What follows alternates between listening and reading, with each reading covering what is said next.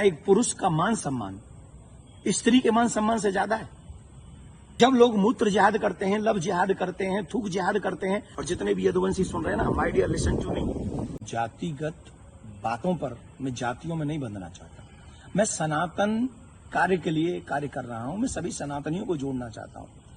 रही बात चोटी काटने की, गलत है। किसी के भी साथ दुर्व्यवहार नहीं करना चाहिए।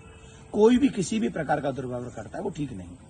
हम तो इसका प्रचार करते हैं, तिलक रखो और चोटी रखो, कलावा बांधो, कंठी पहनो, इसका हम प्रचार करते हैं। रही बात दूसरी कि जो लोग जातियों के लिए, मैंने तो देखा कि एक गांव में घटना घटी और उसमें बड़े बड़े देश के बड़े नामचीन नेता आकर बयान दे रहे हैं और वो जातियों के विरोध में बयान दे रहे हैं और वो वही काम कर रहे हैं जो अंग्रेजों ने किया था। मैं ये जानना चाहूंगा, अभी आप लोगों ने भी सुना होगा, मथुरा में एक कांड हुआ था। एक टेम्पो वाला पकड़ा गया था और उसने 23 लड़कियों के साथ दुर्व्यवहार किया था। उनकी वीडियो, उनकी पिक्चर्स और उनके सब हैं, और वो हट जाति के थे। वो बच्चियां जो थी वो हट जाति की थी।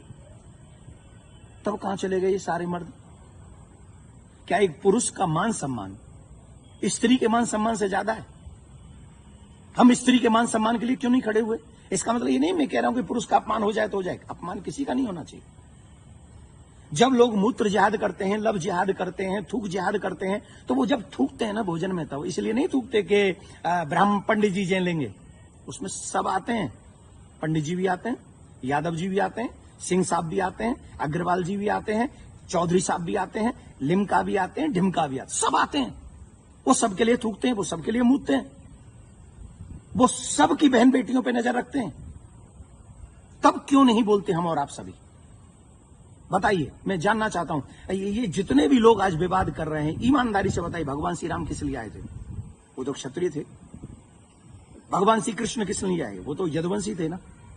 किस लिए आए थे? बताइए मुझे, जरा जवाब दीजिए। जो अपनी अपनी जातियों के जो नेता बने बैठे हैं, मैं जानना चाहता हूं आपसे, जितने भी अवतार तुम्हारे सनातन में जिन पुराणों के अनुसार हुए, जिन पुराणों के अनुसार तुम अपने आप को हिंदू लिखते हो, किसके लिए अवतार हुए थे? वो धर्म की स्थापना के लिए हुए थे, और धर्म की स्थापना करना ही हम सबका दायित्व है कि हम इस देश में धर्म की स्थापना करें, ना कि धर्म का खंडन करें। हम सबको चाहिए कि एक साथ रहकर अपने धर्म का सम्मान करें, अपने धर्म को बढ़ाएं, अपने देश को बचाएं। ये हम लोगों की ड्यूटी होनी चाहिए। और जितने भी यदुवंशी सुन रहे हैं ना, my dear listen to me, निश्चित तौर पे मेरा जन्म जो है ब्राह्मण कुल में हुआ है, लेकिन आपको एक और बात बता दूं, यदुवंशी मेरे हैं सब। पूछिए कैसे? भगवान श्री कृष्ण का नामकरण जिन ऋषि ने किया था, गर्गः पुरोहितो राजन यदु नाम सुमहातप, मैं गर्गाचार्य जी का वंशज हूं। क्या मैं आपका बुरा चाहूंगा?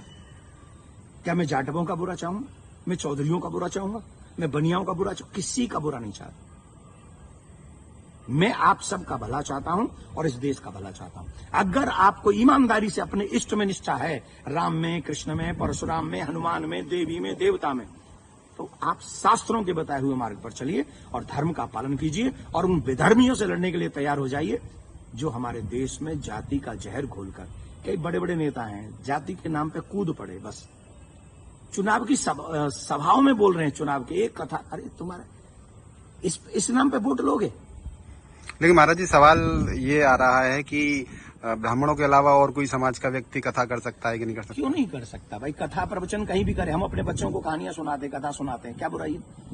हर एक जाति के व्यक्ति, मम्मी पापा दादी दादा नानी नाना तो अपनी ही जाति के होंगे ना। कहानी सुनाए, कथा सुनाए, कोई बुराई नहीं है। लेकिन व्यासपीठ पर बैठ के सप्ताह करना, देखिए उसकी विधा, हम शास्त्रों की बात करेंगे। यहां मैं अपनी बात नहीं करूंगा। मैं ब्राह्मण कुल में मेरा जन्म हुआ है, लेकिन कितने ऐसे कार्य हैं जो मैं खुद नहीं करता। जैसे यज्ञ कराना मैं नहीं करता, क्योंकि उसमें मेरी नॉलेज नहीं है।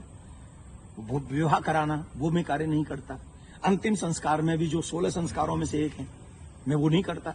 जो चीज मेरे हाथ में नहीं है वो मैं नहीं कर सकता, और जो मेरे हाथ में है वो मैं कर सकता हूं। जब हम भागवत करते हैं, एक अनुष्ठान करते हैं, अनुष्ठान को अनुष्ठान रहने दीजिए। सत्संग, प्रवचन, रामायण इत्यादि हम सब करें, कौन रोकने वाला है? और कितने ऐसे लोग हैं जो ब्राह्मण नहीं है, वो भी कथा कर रहे हैं। हमारे यहाँ तो मुस्लिम भी राम कथा करके गए हैं और हमने उनको स्वीकार किया। रसखान को हमने स्वीकार किया है। रसखान के पद हम लोग गाते हैं। तो इसमें जाति के चक्कर मत पड़िए, जाति बंधन मत फैलाइए। मैं हाथ जोड़ के प्रार्थना करता हूं, आइए हम सब एक हों, सनातन देश और धर्म और आने वाली पीढ़ी को बचाएं। यही हमारा दायित्व है। जय श्री राम। लेकिन महाराज जी, एक सवाल और कि उनपे आरोप लग रहा है कि छेड़छाड़ की उस घटना में शामिल पाई गई? देखिए, न तो ये काम देवकी नंदन का है और न काम ये अखिलेश जी का और तेज प्रताप जी का है। जो चीजें हुई हैं, अब कह रहे हैं कि 2 आधार कार्ड मिले हैं, कोई कह रहा है उनको छेड़खानी हुई है, जो कोई कह रहा है उनकी चोटी काटी, उनका अपमान किया गया। तो इसके लिए संविधान है, इसके लिए प्रशासन है, हमें बांटना नहीं है। प्रशासन अपना काम करे, जहां जो जिसकी गलती हो उसे सजा दे। पंडित जी की गलती है तो पंडित जी को सजा दे, यादव जी की गलती है तो यादव जी को सजा दे। लेकिन जो बड़े बड़े लोग हैं, जो बड़े बड़े पदों पर बैठे हैं, उन लोगों को जातिवाद फैलाकर समाज को लड़ाना नहीं चाहिए। ये अच्छी बात नहीं है। धन्यवाद।